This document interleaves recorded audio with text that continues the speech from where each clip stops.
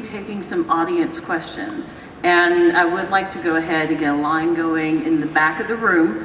The way it'll work, just pretty much standard procedure. Talk with people, make sure keep in mind, this is a family type show. Be gentle, people. Be gentle, yeah. And podcast. Oh, did I hear size in the crowd there? What are you going to ask? Yeah, that's why we want to go ahead and get started now. Cool. But while they're lining up and getting ready to talk to you. Cool. It's so bright, man. I should have got some sunglasses or something. I know. Can't see a thing. Is there anything you can tell us about the upcoming installments of the movies? There's actually been quite a big talk on set about not revealing anything. I know there's already been some You're in it, right? some leakages of stuff like that. But I mean, the only thing I can really say is that from what I've read of the script, because they're not all 100% complete yet, they've really, I mean, they always try and stay loyal to the books, obviously, but this is one of the beautiful things about splitting the last book into 2 films, is that we have the freedom to actually stick to it 100% and make it as as accurate as the books are. So I'm hoping that will please a lot of fans, because I know a lot of people have had problems with missing bits out and adding bits in. So you feel more of the book is making it in? Yeah. Again, I mean, obviously I read the book a while ago now, and I sort of kind of stick to the script, because once you start. So you have caught up. Oh yeah. It's funny, man. For the first 2 years, I think I was the only cast and crew member that wasn't a real die-hard fan. I'm not afraid to say that now, because I am a huge fan now. On Prisoner of Azkaban, I pretty much just started reading them solidly, and ever since then I've been getting them 12 hours on release and sitting there. You can't not. I want to know what you want to know what's going to happen. You know what I mean? Yeah, what's going to happen to you? Exactly. Well, yeah, not so much me, but I signed up for these films. For all I know, Harry and Draco could get together. I want to make sure. That's nothing to cheer at. I hope she's not in the crowd, but someone came up to me earlier and asked me to sign. Yeah, okay, right there, yeah. Right there, a naked picture of Daniel and I. That's not a real picture, man. Yeah, let's save that for fanfic, guys, okay? That never happened, I was worried if I signed it, it would put some sort of, truth behind it, and it definitely doesn't. Daniel and I are strictly platonic friends. There's nothing. No confusion, please. We'll run with that story. Okay. Excellent. All right, looks like we are ready for questions.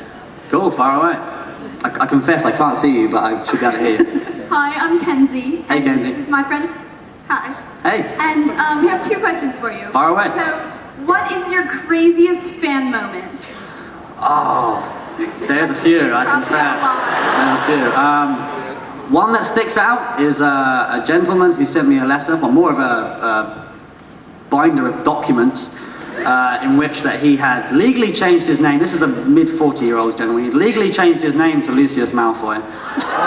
Yeah, he had the full, and he, wanted me to divorce my parents and for him to adopt me.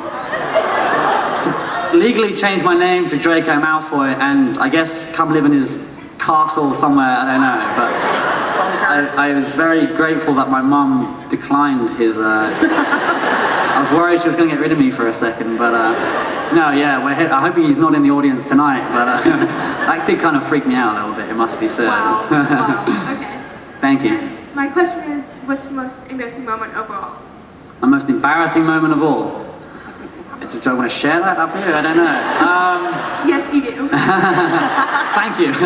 I don't know. To be honest with you, I don't get embarrassed too easily. I don't want to speak too soon before I say something, I'd make up some sort of catastrophe. But forgetting lines is a bad one. There actually was when I was younger, I think it was the second film, there was a line that I used to have a really bad stutter.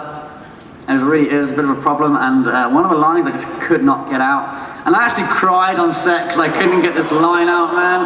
And the first AD and the director came up to me and said, don't worry about it, man, because, we'll sort it out, and, the line will be in the film, it's all good and all the rest of it, and they cut the line, so. There's no crying in Hogwarts. No, I learned from that mistake, get it right or get it cut out, so yeah, that was kind of embarrassing for me. Hi, I've got a question. Hey. And I'm L.A. Moody, and I am a big contributor to the fan fiction sites. So I've got a more literary question for you. Okay. And knowing that you can't reveal anything from the scripts of the last film, but obviously you've read the books now. Of course. Okay. tell me, do you think Draco is redeemable as a good guy, or do you think he really has gone over body and soul to the dark side, even though he hesitated on the astronomy tower? Sure. I think the fact that he's a Death Eater sort of puts him in a bad light. I don't think I'm going to be Harry's best man at his wedding or anything like that. Equally, I was really glad there's that beautiful moment, I think, at the very end of the last book where Draco and Harry, 20 years on, have a little moment. And me and Dan have already been talking about what that moment means and what it signifies about their relationship together. And I think somewhere deep down, Draco actually wants to help Harry, and he kind of wants to be on the right side of the train, but he doesn't have a choice. I mean, he's well and truly, he doesn't even realize it that I think that he wants to help. He just sort of does it. There's a few moments in the last book, as you all know, that Harry saves Draco and Draco saves Harry on a couple of occasions. So there's definitely something there, but he's probably past the point of savior, really, to be fair.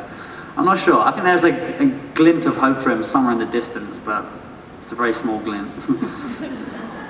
Hello, welcome to DragonCon. Thank you very much. I was wondering, what was your reaction to book 7? How did you feel when you were reading it? It was great, man. It was cool. I'm always one of those ones that says, right, pace yourself, give yourself a chapter a night, that way it can last. It doesn't work, does it? Yeah, I did it in like 24 hours straight.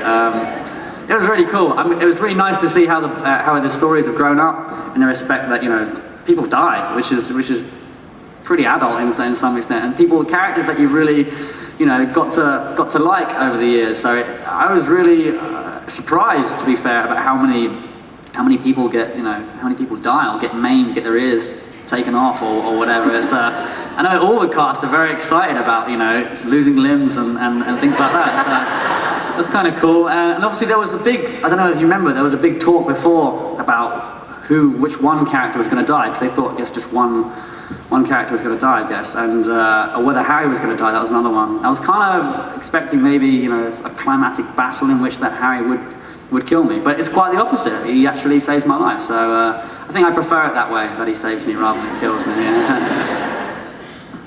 Thank you. Is that Voldemort? The Dark Lord is among us. Good Lord. I didn't even touch the death, amazing. Hello. Hey. You've done a great job in all of the movies, but I think we all agree that this last movie had a lot of new complexities for you as an actor, as Draco is growing up and having to, he's becoming a Death Eater, he's having to do these horrible things. Yeah. And I was wondering if you could talk about how you prepared for that as an actor and how mentally, psychologically, you got into this more complex place in Draco's life. Sure, that's a great question. I was terrified. I didn't think that I really was up for it at all. So much credit has got to go to David Yates for believing in me and saying from the start, I know you can do this, and I know exactly what I want from you, and I believe you can do it. And he brought me in before we started filming to have one-on-one read-throughs with Michael and Alan, which is very helpful for someone who's, terrified, about doing the part, let alone terrified about doing it with some of these actors. Because, like you say, he's always been, I think, on purpose, quite a one-dimensional character in the first 5 books. So yeah, it was a completely different approach to the character. It was no longer the slimy git. It was trying to, I remember David, one of the first things he said was that I want to make you as, nastier than you've ever been, and yet at the same time, I want to get some empathy for you, and I want to get the crowd to sympathize with you, just a touch, which I think he did beautifully, so a lot of it goes down to him, I think, for that. As far as getting in weird places, most of the time we spend off camera, we spend socializing and talking about TV or whatever, normal stuff. Whereas this film, I spent a lot of the time off camera, just staring at a wall or just walking around in a sort of ghost-like fashion, because David, very keen on this sort of solemn, very eerie, his head's not really in with everyone else sort of thing. So it was kind of